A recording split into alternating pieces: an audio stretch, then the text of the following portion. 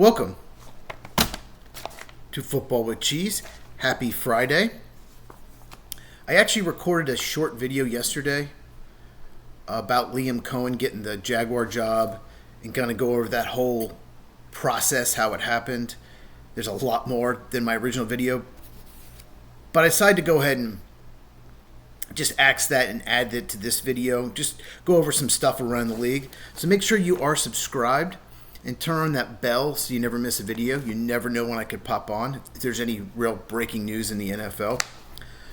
Someone on X sent me a message about the last Bills offensive play, that 4th and 5, and why I didn't talk about the flag icon that popped up on the TV.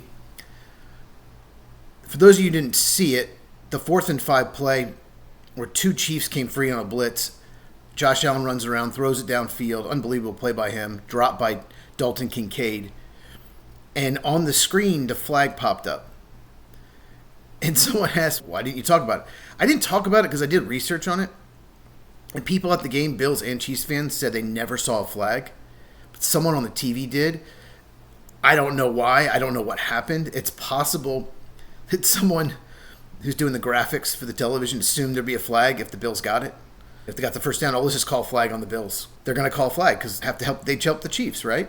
I don't know what happened, but like I said, there was no flag on the field, so I don't know why it popped up on the TV. If you have not seen my recap video, I will link it. Check it out. There's a lot of problems.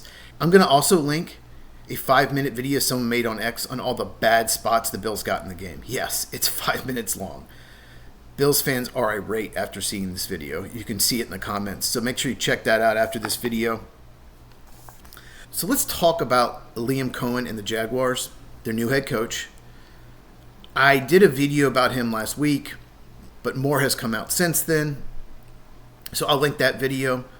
This whole situation is very strange, and he is an interesting fella. He was with the Rams for 3 straight years, from 2018 to 2020. He was either the wide receiver coach or quarterback coach, I believe. And then he left to be the offensive coordinator for University of Kentucky.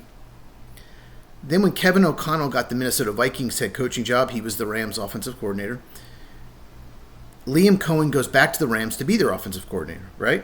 And then he leaves to go to Kentucky for the 2023 season for 1 year. And then after 1 year, he goes to be Tampa Bay's Buccaneers offensive coordinator. So 5 straight years he's changed jobs. And now he's Jacksonville Jaguars head coach in 2025. Also, as I mentioned in the other video, he didn't want to take the Jaguars job. He turned down the interview. And, of course, the rumored reason was Trent Baalke was the general manager. Shahid Khan probably got that from multiple coaching candidates. And so he fired Trent Baalke, the GM. Should have fired him in the middle of the year. Should never hired him, but he should have fired him a long time ago. So he fires him, and in the meantime, Tampa Bay had agreed with Coen to stay as their offensive coordinator. And the rumor is he would get a raise and he would not interview for any more head coaching jobs. And then he ghosted them for 24 hours. They didn't hear from him. He was just gone. And he used an excuse. This is what I'm not reporting this. This is what I read, that his child was sick. And I couldn't find much on that except that this has happened before, like his child might have a reoccurring illness. But he still didn't even send a text or anything. And it turns out he was interviewing for the Jaguars head coaching job. I'm not saying that he used his child as an excuse. I don't know what happened with that. I'm just reporting what I read. And then all of a sudden he's going to be their head coach. Very strange. This guy has more red flags than Amber Heard had. And the Jaguar owner, Shahid Khan, should learn from Johnny Depp. I'm not touching this guy. I don't think this is going to turn out well. We'll see. I think he's a good offensive coach. He seemed to be well liked in Tampa. His press conference was awkward. The way he chanted Duval was weird. It was low effort. In case you didn't know, Jaguars, they have a chant, Duval. I'm not going to do it. That's the county surrounds Jacksonville. That's their chant. And it was just really awkward. He's a strange dude, if you watch that press conference. I'm not even going to link it. You can Google it. If I were a betting man, I would say he maybe lasts 2 years or less. Somehow this is just another bad Jaguar hire. They make a lot of bad hires. Mike Mularkey lasted 1 year. Gus Bradley was terrible. Doug Marrone, that was bad. Urban Meyer was probably the worst hire in NFL history. If you don't know Urban Meyer, he's a longtime college coach. He was known for going to a big program that was already really good, really talented, winning a national title, not recruiting behind it, and then leaving saying there's some kind of medical emergency because he knows they're not going to be as good, and leaving the program in worse shape than he got there. He did it at Florida. He did Ohio State. Won national titles in both places. Then said he had some kind of medical thing, and then the next takes 1 year off and then starts coaching again somewhere else. So that's who Urban Meyer is, and what Shahid Khan was thinking. He doesn't know what he's doing. The owner of the Jaguars hires him to be the head coach.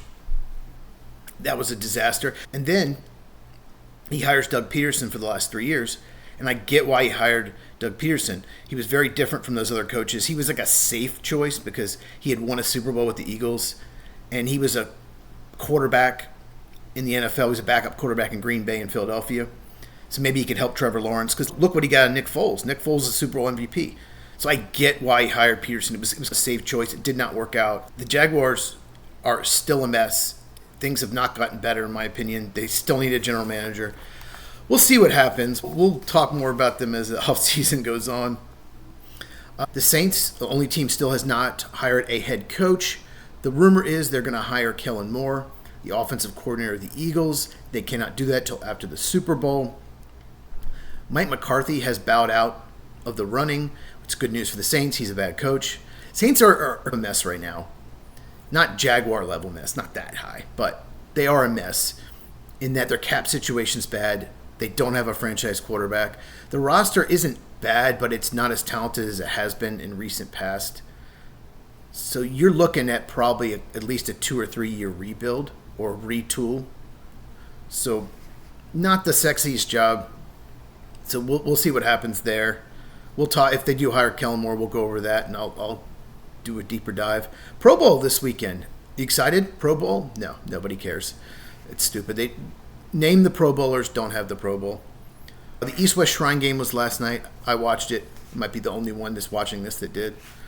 We're going to have more on the draft. The Senior Bowl is tomorrow. Big deal, Senior Bowl. I've been following it all week. We're going to talk about some prospects. I will probably have that video for you next week. All right. So, subscribe to the channel if you haven't. Turn on that bell for notifications. Share this video with anyone that loves football so we can grow the channel. Like this video, and have a wonderful day.